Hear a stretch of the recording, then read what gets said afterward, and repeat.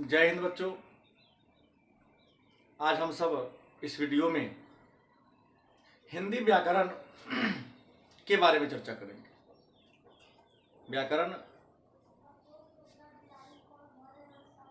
हर प्रतियोगिता परीक्षाओं के लिए भी महत्वपूर्ण है और जो 12वीं कक्षा के पाठ्यक्रम है, चूंकि अब वहाँ 100 अंक का अंग्रेजी और 100 अंक का हिंदी अनिवार्य कर दिया गया है, तो यहाँ भी व्याकरण बड़ा ही महत्वपूर्ण भूमिका निभाएगा अच्छा डिवीजन लाने के लिए। तो दोनों ही दृष्टिकोण से, चाहे वो प्रतियोगिता परीक्षा हो या डिग्री कोर्स हो, अहम भूमिका निभाएगा। तो हम लोग क्रमिक रूप से शून्य से आगे की ओर बढ़ेंगे, चर्चा करते हैं व्याकरण पर। तो सबसे पहले मन में प्रश्न होगा, व्याकरण जिसे अंग्रेजी में ग्रामर कहते हैं, कि व्याकरण है क्या? व्याकरण किसे कहते हैं? मन में उत्सुकता होगी। उम्मीद है आप सबको इसके बारे में ज्ञान भी होगा कि व्याकरण किसे कहते हैं। तो कहता है कि व्याकरण वह शास्त्र है, व्याकरण वह शास्त्र है, एक किताब है जो हमें शुद्ध शुद्ध पढ़ना, लिखना और बोलना सिखाती है।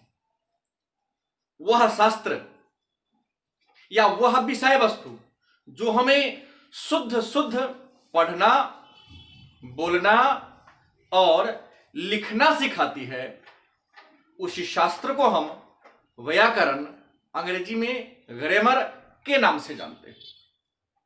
मन में प्रश्न होगा, तो भाषा क्या है? कि हर इंसान, हम भी बोलते हैं, आप भी बोलते हैं, पशु पक्षी भी बोलते हैं। तो बोलने का जो माध्यम है, साधारण बोलचाल की भाषा में जो हम बोलते हैं, और बोलने का जो माध्यम है वही भाषा है। ये तो हो गई टूटी फूटी बातें, लेकिन प्रश्न है भाषा मतलब लैंग्वेज क्या है? तो कहता है कि भाषा एक माध्यम है, भाषा एक माध्यम है, भाषा एक साधन है। भाषा क्या है? तो भाषा एक माध्यम है। माध्यम तो जोड़ने वाला, साधन मतलब सहायता करने वाला, जिसकी सहायता से हम अपने भावों को, मन में उठी विचारों को दूसरों के सामने प्रकट करते हैं या दूसरे के भाव या विचार को समझते हैं। एक बार और समझ लीजिए कि भाषा क्या है, लैंग्वेज क्या है। तो भाषा वह माध्यम है जिसकी सहायता से हम दूसरे के विचार को या भाव को जान लेते हैं या अपने विचार या भाव को दूसरों के सामने प्रकट करते हैं, उसे ही भाषा कहते हैं। मन में प्रश्न होगा कि भाषा के कितने रूप हैं, भाषा के कितने प्रकार हैं? तो आपको बता दें कि भाषा के 3 प्रकार हैं। भाषा के 3 प्रकार हैं, मौखिक, लिखित और सांकेतिक। भाषा के 3 रूप हैं, भाषा के 3 प्रकार हैं, मौखिक भाषा, लिखित भाषा, सांकेतिक भाषा। मन में होगा कि मौखिक भाषा किसे कहते हैं? तो आप बोलेंगे कि मुंह से बोलकर प्रकट की गई या व्यक्त की गई, मुंह से बोलकर प्रकट किया गया भाषा जो है वह मौखिक भाषा है। जैसे आप मोबाइल से किसी को कॉल करते हैं, वो हमें मोबाइल से आपको उत्तर दे देता है, तो आपने केवल बोला, वहां लिखा तो नहीं, तो ये मौखिक हो गई। आपके मित्र हैं, आप सड़क पर टहल रहे हैं, आपके मित्र मिल जाते हैं, आप मित्र से चलते चलते बात कर लेते हैं, तो 2 मित्रों के बीच जो वार्तालाप हो गई, मोबाइल से जो वार्तालाप हो जाती है, रेडियो पर गाना सुन लेते हैं, टेप रिकॉर्डर में गाना सुन लेते हैं, तो ये जो बोलकर प्रकट की गई भाषा है, तो बोलकर प्रकट किया गया भाषा मौखिक भाषा कहलाता है। दूसरा, लिखित भाषा क्या है?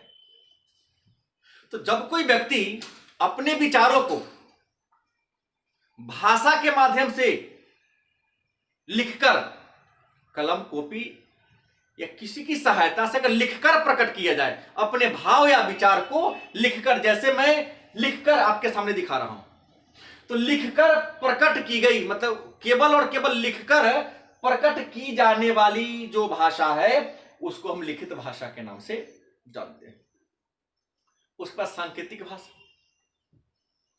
कुछ ऐसे लोग होते हैं जो गूंगे बहरे होते हैं, या कुछ ऐसा जगह है जहां अगर हम बोलेंगे तो हमारी ध्वनि दूर तक नहीं सुनाई देगी या बोलना अलाउ नहीं है, तो सांकेतिक भाषा वहां पर प्रयोग किया जाता है। जैसे सांकेतिक भाषा किसे कहते हैं, तो कहता है कि संकेत या हाव भाव के द्वारा, संकेत या हाव भाव के द्वारा जब हम अपने विचार को दूसरों के सामने प्रकट करते हैं तो उसे सांकेतिक भाषा कहते हैं। हाव भाव के द्वारा या संकेत के द्वारा जब हम अपने विचार को दूसरों के सामने प्रकट करते हैं या रखते हैं तो उसे सांकेतिक भाषा कहते हैं। जैसे शिक्षक क्लास में पढ़ा रहे हैं, बच्चे शोरगुल करते हैं, टीचर एक उंगली अपने ओठ पर रखता है, इसका मतलब चुप हो जाओ। अब सफर करते, यात्रा करते हैं, ट्रैफिक पुलिस पर पुलिस खड़ा होता है, ट्रैफिक पुलिस ऐसे हाथ बढ़ा देता है, इसका मतलब हुआ तू रुक जाओ, और दूसरे हाथ को ऐसे ऐसे करता है, इसका मतलब इधर वाला रुक जाएगा और इधर वाला गाड़ी चलेगा। आप कक्षा में बैठे होते हैं, टीचर के सामने एक उंगली का इशारा करते हैं, शिक्षक समझ जाता है कि आपको यूरिन जाना है, टॉयलेट जाना है, तो संकेत के रूप में प्रकट की गई भाषा को हम सांकेतिक भाषा कहते हैं। या रोड पर चलते हैं, रोड पर लाल बत्ती, पीला बत्ती, हरा बत्ती जला हुआ, वह भी कुछ कहता है, लाल बत्ती कहता है कि वहां रुक जाओ, या तो आगे जाम है या खतरा है, हरा बत्ती कहता है कि रोड क्लियर है चलते रहो, पीला बत्ती कहता है सावधान, या तो रुकना होगा नहीं तो चलने को तैयार रहना होगा। तो ये हो गया सांकेतिक भाषा। अब आते हैं व्याकरण। हमने जस्ट कहा व्याकरण क्या है, तो हमने उत्तर दिया कि व्याकरण वह शास्त्र है जो हमें शुद्ध शुद्ध पढ़ना, बोलना और लिखना सिखाती है। तो प्रश्न होगा व्याकरण को कितने वर्गों में बांटा गया है। क्योंकि आज पहला क्लास क्रमिक रूप से हम लोग लगातार अंत तक चलते रहेंगे। व्याकरण के कितने वर्ग हैं, व्याकरण को कितने वर्गों में बांटा गया है, तो व्याकरण को अध्ययन की सुविधा के दृष्टिकोण से विद्वानों ने 3 वर्गों में बांटा है, जिसे वर्ण विचार, शब्द विचार और वाक्य विचार के नाम से जानते हैं। वर्ण विचार फोनोलॉजी, शब्द विचार इटमोलॉजी, वाक्य विचार सिंटैक्स। मतलब वर्ण विचार, शब्द विचार और वाक्य विचार, यह व्याकरण के 3 रूप हैं। तो सबसे पहले वर्ण किसे कहते हैं, शब्द किसे कहते हैं, वाक्य किसे कहते हैं, इस बात को जान ले। फिर क्रमिक रूप से वर्ण और वर्णमाला पर चर्चा होगी। तो आज के पहला प्रश्न होगा वर्ण किसे कहते हैं, लेटर किसे कहते हैं। उत्तर हो सकता है कि भाषा की सबसे छोटी इकाई, भाषा की सबसे छोटी इकाई जिसे बांटा नहीं जा सकता है, तोड़ा नहीं जा सकता है, वर्ण कहलाता है। या वर्ण वह मूल ध्वनि है जिसका खंड या टुकड़ा न हो सके तो उसे हम क्या कहेंगे, वर्ण कहेंगे। जैसे हम यहां ले ले अ एक वर्ण है, अ को हम तोड़ नहीं सकते। तो वर्ण वह मूल ध्वनि है जिसका खंड या टुकड़ा न हो सके, या भाषा की सबसे छोटी इकाई जिसे बांटा ना जा सके, वर्ण या लेटर कहलाता है। हिंदी वर्णमाला में वर्णों की संख्या 52 है। हिंदी वर्णमाला में जैसे अंग्रेजी में 26 अल्फाबेट है, वैसे ही हिंदी वर्णमाला में कितने वर्ण है, 52 है। इस पर चर्चा कल करेंगे कि 52 वर्ण कौन कौन है, उसको किन किन नामों से जानते हैं, उसके वर्गीकरण का आधार क्या है। तो दूसरा है शब्द किसे कहते हैं, वर्ड क्या है। तो 2 या 2 से अधिक वर्णों के मेल से, 2 या 2 से अधिक वर्णों के मेल से जो विकार उत्पन्न होता है उसे ही हम शब्द कहते हैं। 2 या 2 से अधिक वर्णों के मेल से। वर्ण क्या है, तो ज जोर ल बराबर जल, ज भी एक वर्ण है और ल भी एक वर्ण है, तो जल हो गया। हमने कहा 2 या 2 से अधिक, तो यहां 2 हो गया, यहां 3 है, क जोर म जोर ल बराबर कमल।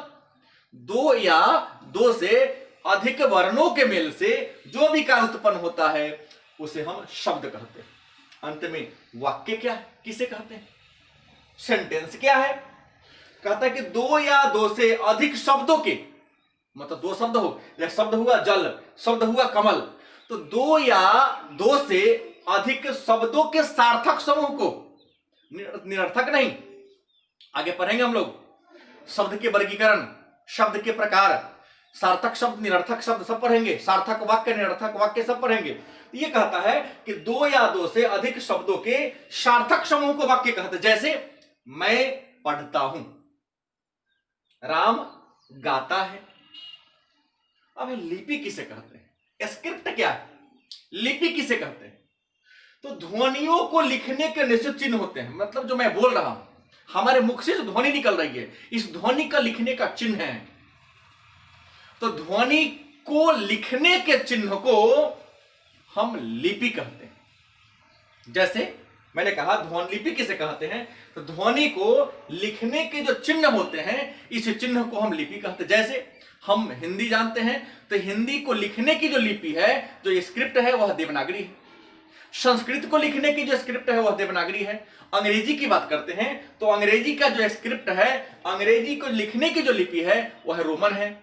हम पंजाबी भाषा की बात करें, तो पंजाबी भाषा को लिखने की जो लिपि है, वह है गुरुमुखी।